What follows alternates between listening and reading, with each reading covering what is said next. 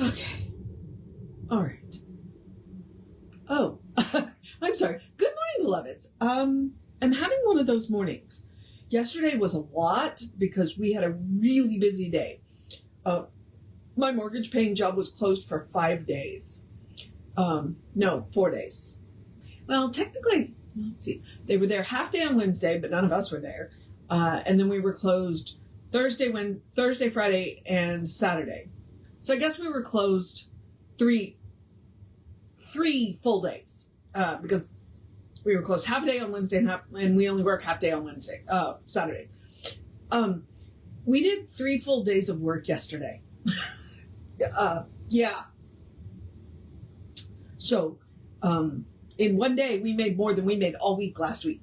So, and this morning I got this new stand, and it was a Christmas gift from one of my coworkers, and it works really nicely, but this makes it too unwieldy.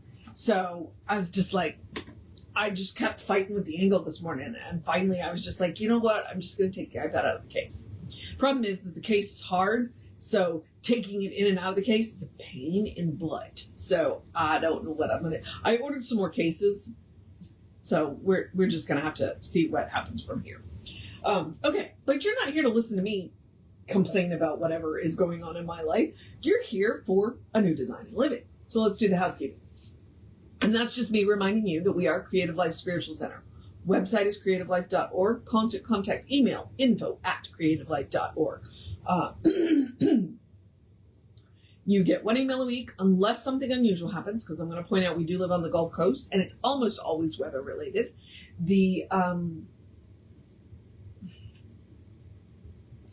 Tells you what's going on for the week and the month. The hot links are hot, so click here now means it. And it is a blind CC, which means nobody's going to get your email from us. You won't end up on anybody else's email lists. So, and then the last one is the social medias, and I only mention the social medias merely from the standpoint we do not monetize them.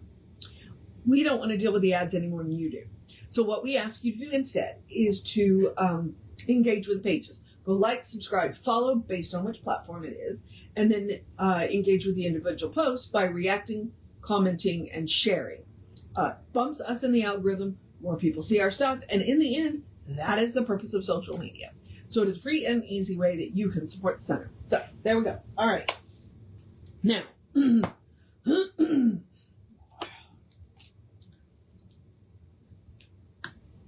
we are starting a new chapter today in A New Design for Living. We are on chapter 2, and the title is Adventures in Thinking. And we are going to start out with a quote from Le Comte du Nuit. I don't know. It looks French. I'm pretty sure Le Comte. It's Lecomte, Le Comte du, D-U. The last word, I ain't got any idea. N-O-U with the umlauts. Why? Nuit?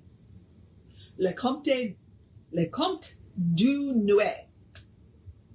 Your guess is as good as mine. But here's what he had to say. Human thought is an integral part of the universe, of the cosmos.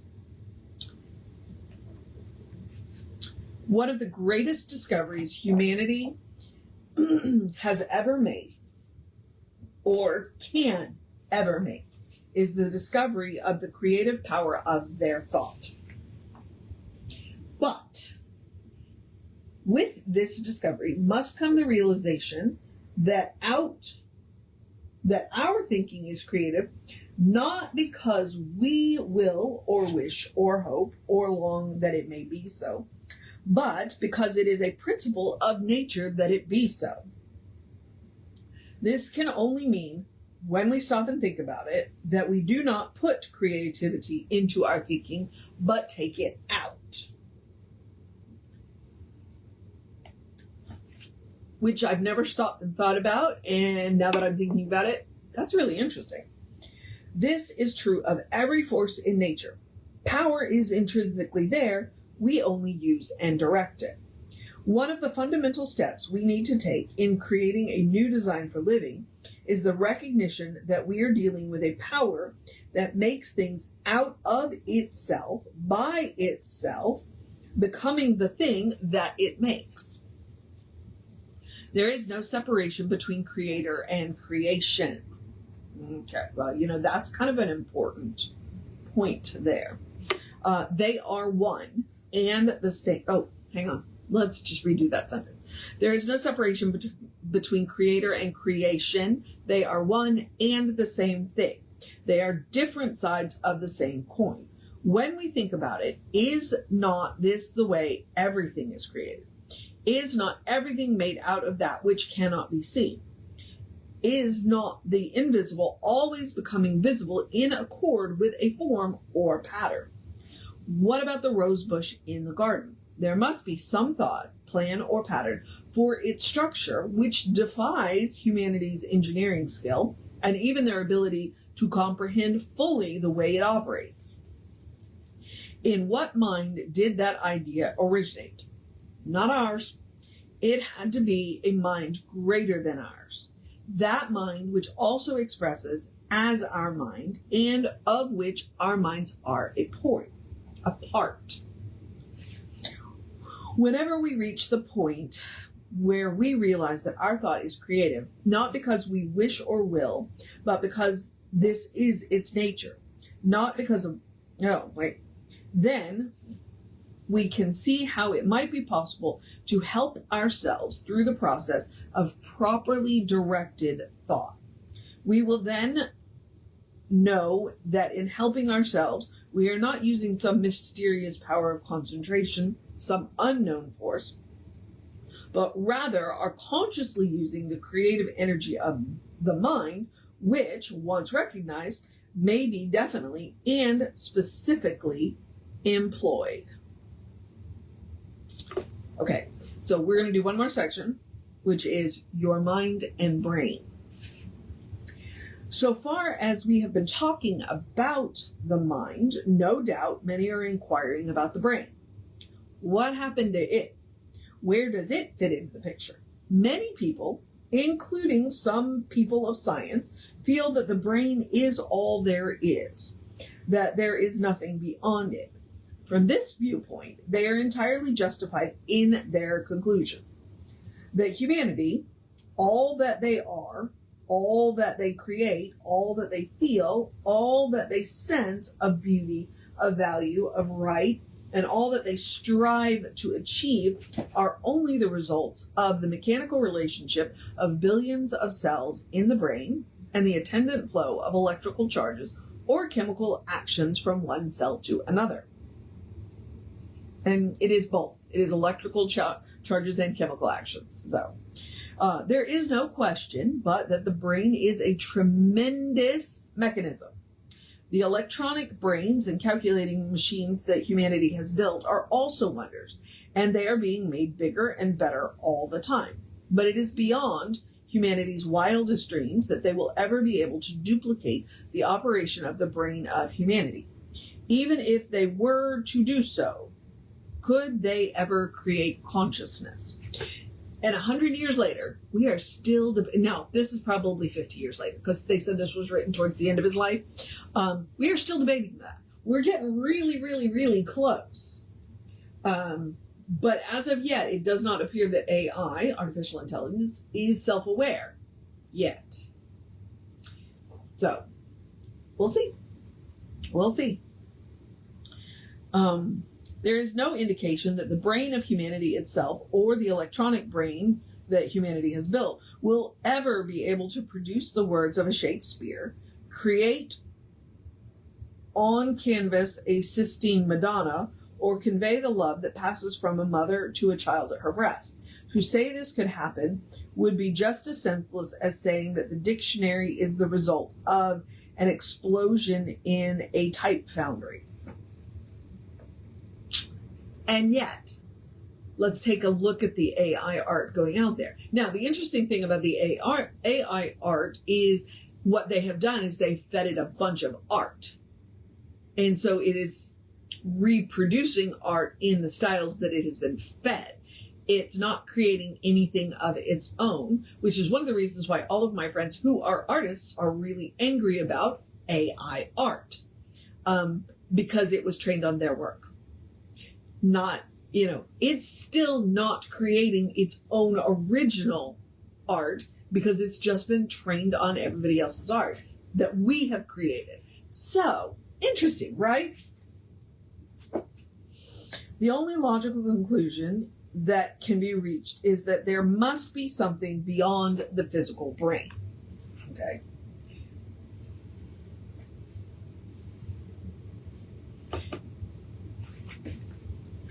All about this, for the most part, people in medicine remain silent. Not necessarily because they do not recognize that there must be something beyond the brain, but rather perhaps because they probably feel that the subject lies beyond the scope of their professional activity.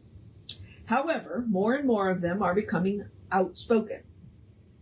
Dr. Irvine H. Page, Director of Research at the famed Cleveland Clinic, has said in effect that although the brain may be likened to a computer, a series of complex electrical circuits, a mind is required to control the brain. Now that's interesting.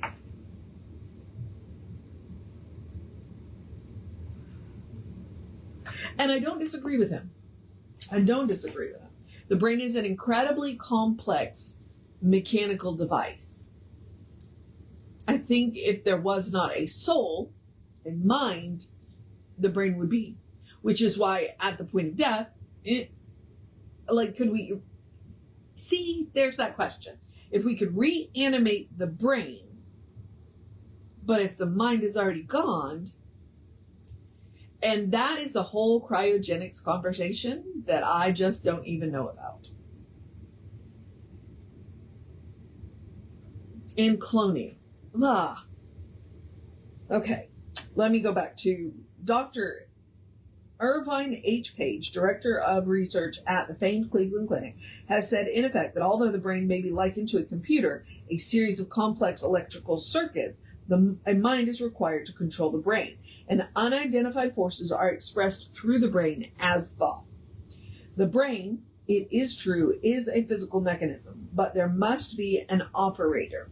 An engine is of no value without an engineer.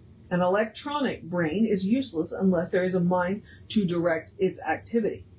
Behind every activity, there must be an actor. Things do not happen unless there is something to make them happen. The brain is a machine, but behind it, there must be a thinker to make it operate, a mind. And such a mind can only have its being and source in the one infinite mind. Without the direction of the mind, the brain would be but a useless mass of tissue. The coordinating and directing factor must always be superior, over and above that which is coordinated and directed. By the same token, humanity's individual mind, being a part of the infinite mind, will always be subordinate to it. The lesser can never encompass more of the larger, but, the lesser can ever encompass more of the larger, but never include all of it. So that's one in the eye of the people who are constantly telling us that we think we're God. We don't think we're God. We don't think we're all of God. We know that we are made from one stuff, which is God stuff. Therefore, we are a part of God. We are the creation which God has made out of itself, by itself, and embodied itself into. So we're God having an experience of as us. But we are not all of God. We are not even a large part of God. We are an infinitesimally small part of God. So, and yet, the fullness of God is right here where we are right now. So, figure that out. All right. So we will pick up tomorrow with what is mind. We talked about what the brain is. The brain is an amazing machine. What is mind? What is it that is actually using the brain? What is it that is using your brain? What is it that is using your body? What is it that is having your experiences? We're going to find out what Ernest thinks tomorrow. Does he have a full answer for us? Probably not. But he's got a little bit of an answer for us. So, all right. That is Adventures in Thinking. So, I'm going to encourage you to have a great day, a wondrous day, a fantastic day, a magical day, an enchanted day, a wonderful day, an awesome day, an amazing day, a take care of business day, a take care of yourself day, a make sure you rest day, because yesterday was a lot day, a drink plenty of water day, a bundle up, because like it's in the 40s out there, but it feels like it's in the 30s, but at least the wind is a lot lower, because yesterday the wind just cut right through you. And it's sunny today, so go enjoy the sunshine day. A cuddle your fur babies, a tell somebody you love them day, a do what you got to do day, a are you ready for next year day, because it's almost here day, a good day, and if that is too much pressure, because I mean it's in the holidays, we are in the midst of the holiday season, and it very well could be. So, if it is too much pressure, simply have a day. You are enough, just as you are. You are a beloved expression of the divine. Your spirit in motion, God in action.